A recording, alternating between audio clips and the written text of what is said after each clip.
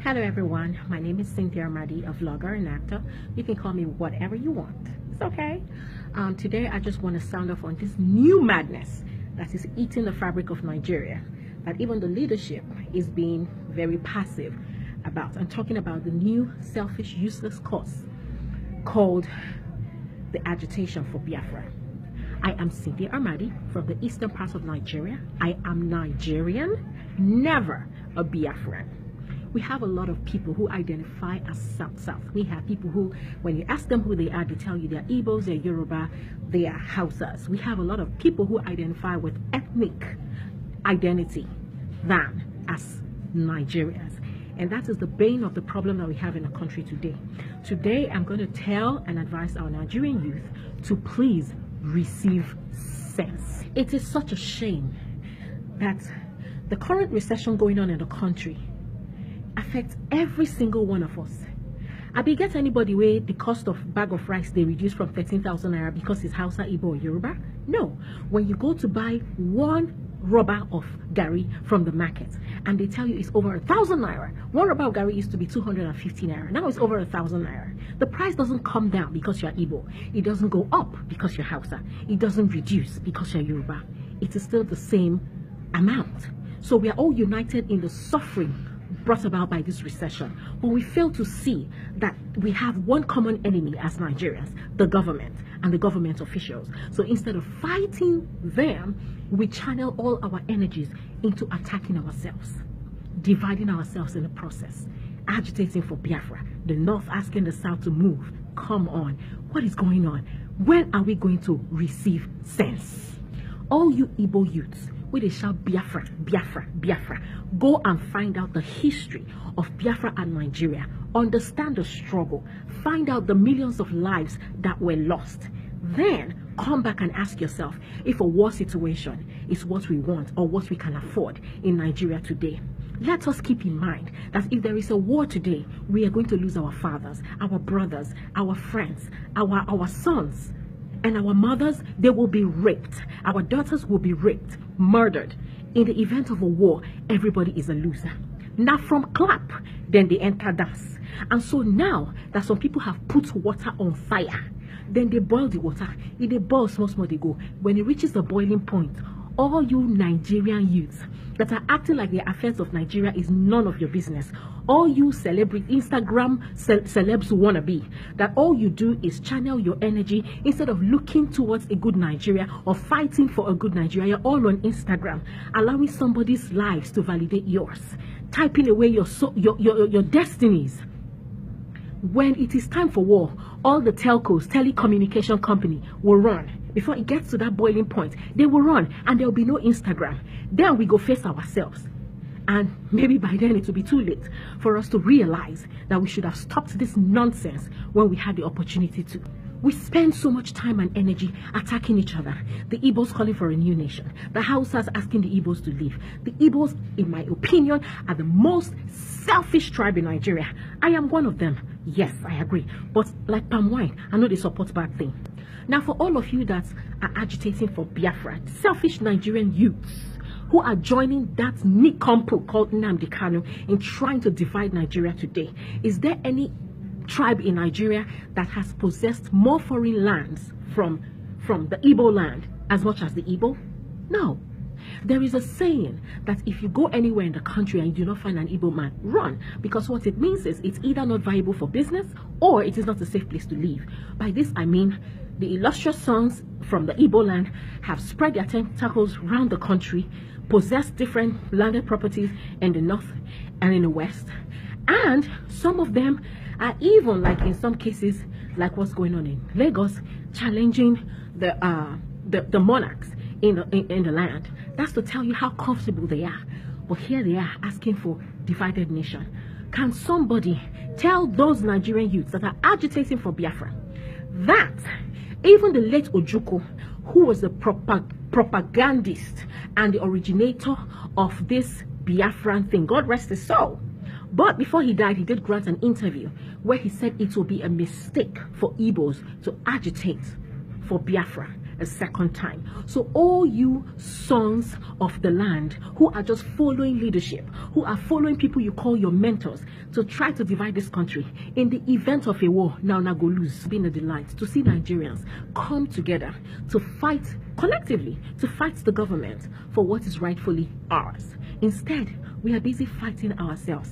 Mothers, our mothers, caution your children, caution your sons. It is time for una to carry una breast, begin to talk to una children. Remind them of how they sucked your breast, and remind them of how you are not ready and willing to be a childless woman. Remind them of how you are not willing to be a widow. Remind them of how you are not willing to be raped.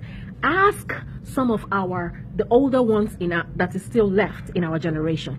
Ask them, those who witnessed the war, ask them what it felt like in a war situation. So before we call for war, let us first think, because in the event of a war, everybody will be a loser. Now let me bring my point closer home.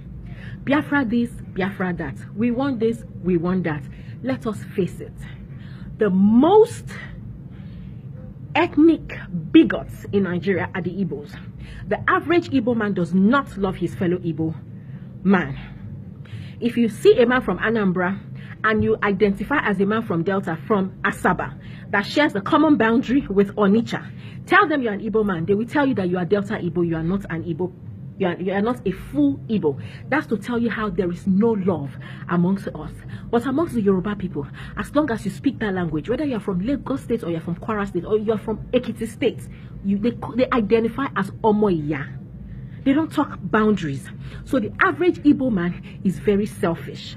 He is friends with his fellow Igbo for as long as he has an edge over him. The minute his brother is beginning to do well, and the minute his brother starts showing prospects of doing better than him, enmity comes in. Check out our Igbos who travel at the end of the year for festivities around the Christmas and New Year period.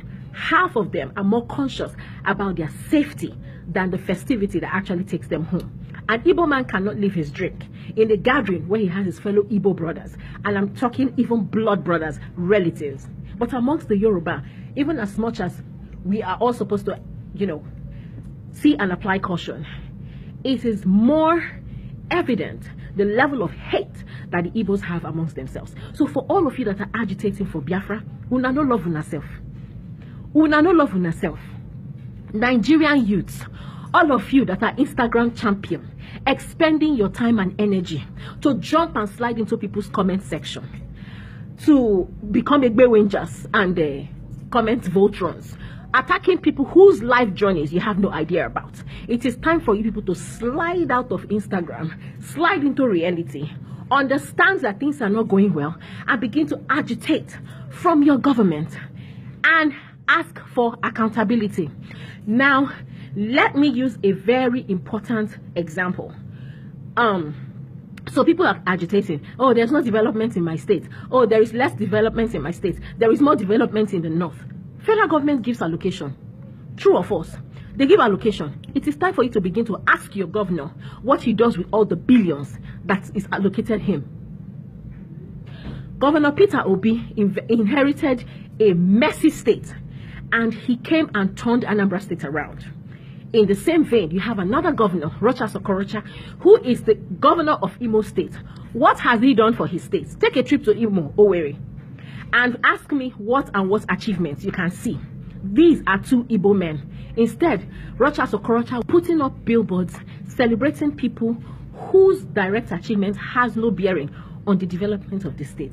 And you are shouting, government, government. If you're attacking government, at least know who you're attacking. Your governors collect state allocations. They collect funds. Begin to attack your governors. Ask them for accountability. If Nigerian youths come out and begin to burn houses of governors or begin to stone our politicians, after all, oh, by the way, it's been 2 years. Our politicians, the ones in government now, asked us, and they actually gave us the permission to stone them if after 2 years we do not see a fulfillment of the promises that they made to the Nigerian people. Well, it's been 2 years, so it's time for us to begin to publicly stone our government. and the government officials.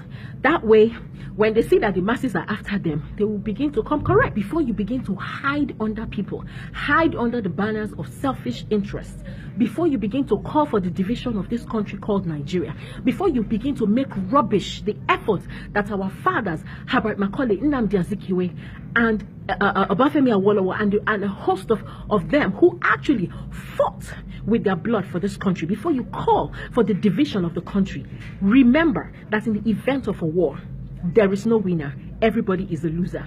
In conclusion, our misguided Nigerian youths who are used as a tool for selfish or to achieve selfish aims, I would like to ask Una don't chop 3 square meals a day. Una don't chop 3 square meals a day. All these people where Una they fight their battles, who them help? They help Una. Half of them that are trying to divide this country, Nnamdi Kanu, for instance, that guy should be locked up and the key to the jail thrown away for life. That guy has his family outside the shores of this country. He is a British citizen. So what it means is that at the slight sign of trouble, he can leave the country, and then he will leave you to pay with your blood for an agitation that he started. So all of Una, where they jump, where they do Egbe Winja, where they shout Biafra, Biafra, without even knowing what you're fighting for, ask yourselves, Una get visa? If them begin they burn houses now, they rape Una sister, say they say to make everybody now run. You get visa to run, go anywhere. Because whether you like it or not, the children of the rich, half of them school abroad, and even the ones who are here in Nigeria, by the time push comes to shove, they can leave the country and they will leave you to pay with your blood. So Nigerian youths, if Una no get sense, begin to receive sense.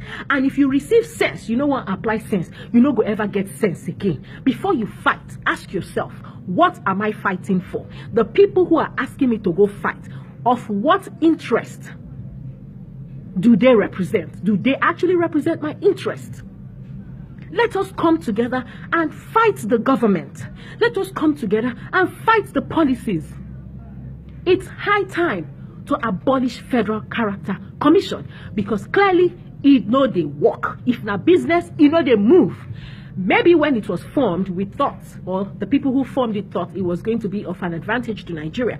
But clearly, over decades, the Federal Character Commission has created more division in the nation than uniting people. So maybe it is time for us to take away place of origin from our funds. It is time for us to stop with the quota system so that people who actually achieve certain positions can get the right to be in those positions, and not keeping certain quota for people who do not qualify. Because by so doing, you also encourage those people who are not qualified to achieve just like the people who qualify. This is my own 2 cents. Una fit cost me Egbe Wenja. Time for Una to slide into comment section. Now your headache be that.